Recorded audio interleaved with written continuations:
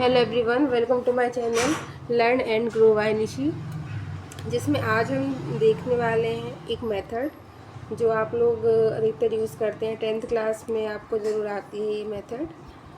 तो ये वाली मेथड देखते हैं आज हम। क्या है? ब्लोपन विधि।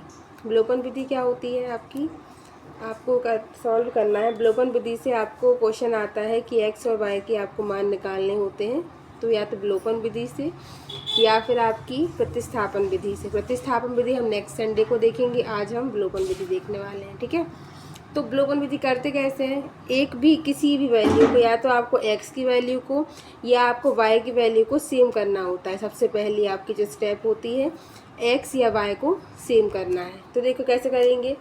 यहाँ पर आपका क्या है 3 और यहाँ पर है आपका 4, दोनों ही सेम नहीं हो। यहाँ पर y में है 1 और यहाँ पर है आपका 2। ठीक है, तो कोई भी एक चीज़ को हम सॉल्व करेंगे तो देखिए हम इसको x को करते हैं। x को सेम करने के लिए क्या करेंगे, अगर दोनों नंबर्स का HCF मतलब कोई भी अगर एक की टेबल में नहीं आता है तो क्या करेंगे, दोनों का अपोजिट हम मल्टीप्लाई कर देंगे। यहाँ पर कर देंगे 4 का मल्टीप्लाई और यहाँ पर कर देंगे 3 का मल्टीप्लाई। और ये सिर्फ आपको इस नंबर में नहीं करना है, पूरी इक्वेशन में आपको इसका मल्टीप्लाई करना है। तो देखिए क्या हो जाएगा, 12x माइनस 4y इक्वल 40। ठीक है, यहाँ पर देखिए माइनस में 12x माइनस में 3 2 जा 6y इक्वल में 3 2 जा 6। ठीक है, आ गई ये वैल्यू। अब हमको क्या करना होता है, इसको माइनस करना होता है। देखो अगर पहले से माइनस आ गया तो कुछ नहीं करना, डायरेक्ट करो। ये प्लस की चीज़ है, ये माइनस की कट गई। यहाँ पर क्या बचा, माइनस माइनस होता है प्लस और साइन माइनस का आता है। 4 और 6 क्या होता है 10y इक्वल, यहाँ पर ही प्लस हो गया तो 46 आपकी वैल्यू आ गई। ठीक है, तो y इक्वल टू 46 अपॉन में 10 और माइनस तो साथ में रहेगा ही। तो देखो 2 से काटो, 2 2 ज़ा 4, 2 3 ज़ा 6 और 2 5 ज़ा 10।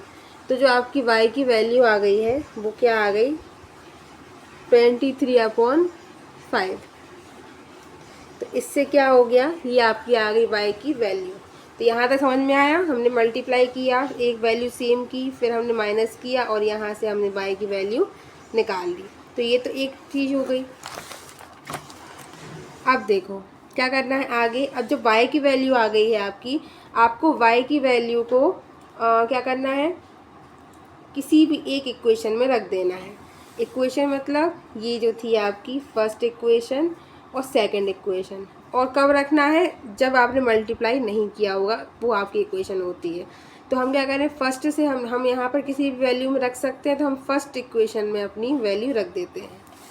ठीक है, तो देखो क्या लिख देंगे यहाँ पर, y का मान समीकरण 1 में रखने पर, ठीक है, क्या है 3x प्लस वाई इक्वल 10। तो 3x लिखा प्लस y इधर क्या लिखेंगे 23/5 इक्वल में आ गया आपका 10। अब देखो नीचे 5 है तो यहाँ भी मल्टीप्लाई कर दो और यहाँ भी मल्टीप्लाई कर दो तो आपका 5 चला जाएगा।